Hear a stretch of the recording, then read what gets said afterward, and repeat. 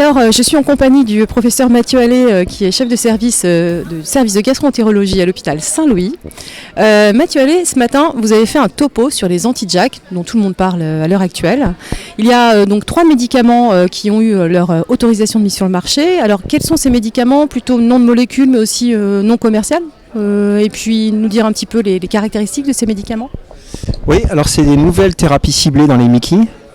Et qui sont des petites molécules, c'est-à-dire que ça se donne sous la forme de comprimés. C'est ça qui est la grande nouveauté avec ces traitements. Donc il y en a un qui s'appelle le tofacitinib, le nom commercial c'est le Xeljanz, qu'on utilise dans la rectocolite hémorragique depuis quelques années.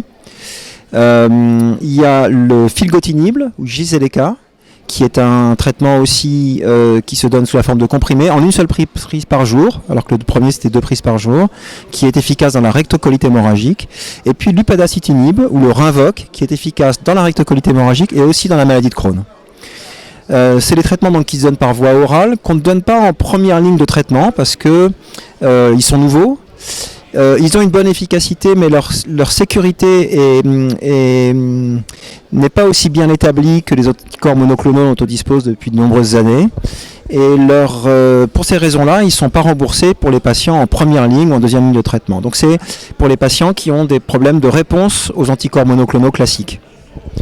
Voilà, donc en fait, c'est des médicaments qui sont intéressants. L'efficacité est assez remarquable, elle est, comme pour les anti-TNF par exemple, elle est rapide, donc ça c'est un point qui est important chez les gens qui ont des manifestations gênantes. Aussi leur efficacité peut être sur des manifestations extra-intestinales comme les manifestations articulaires, notamment quand il y a des douleurs de ce qu'on appelle dans les spondyloarthropathies.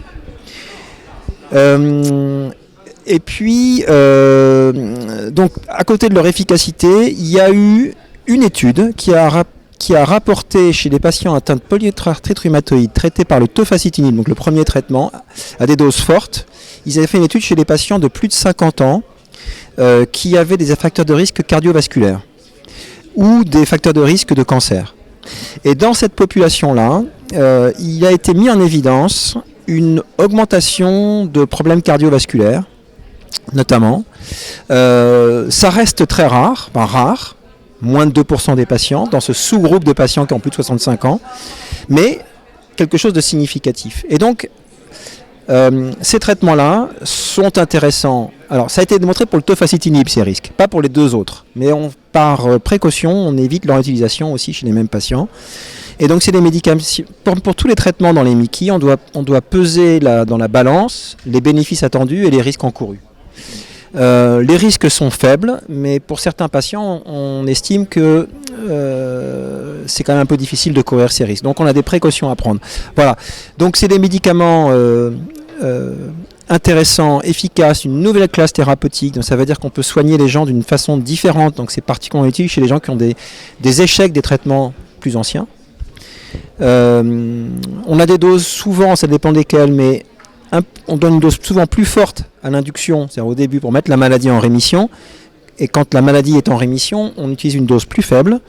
Et on se rend compte que si on peut utiliser les doses les plus faibles, là on a un bon profil de sécurité.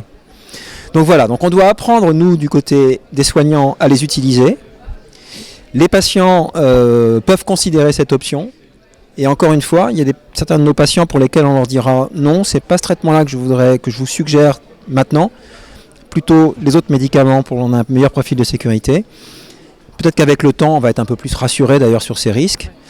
Et puis, il y a des patients chez lesquels, oui, c'est une bonne option. Et à ce moment-là, on prescrit le traitement avec les précautions habituelles. Et ce qui est important, c'est qu'on apprend de mieux en mieux les utiliser.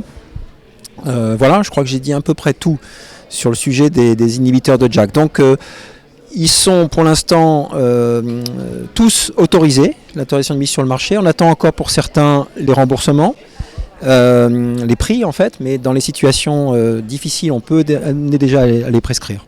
Voilà, donc c'est une réalité, on peut les utiliser maintenant, ces inhibiteurs de JAK.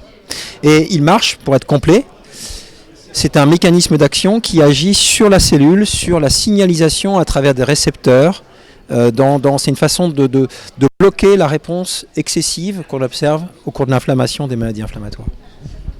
Et donc on peut aussi les réutiliser une fois qu'on les a arrêtés ? Oui, c'est effectivement une des caractéristiques, c'est que c'est des médicaments qui ont une demi-vie courte. Ça veut dire que quand on arrête de le prendre, l'effet disparaît vite. Et d'ailleurs, le côté un peu négatif de ça, c'est que si on les arrête, il peut y avoir une rechute plus rapide par rapport à un arrêt des anticorps monoclonaux qu'on avait avant. On a un effet un peu rémanent.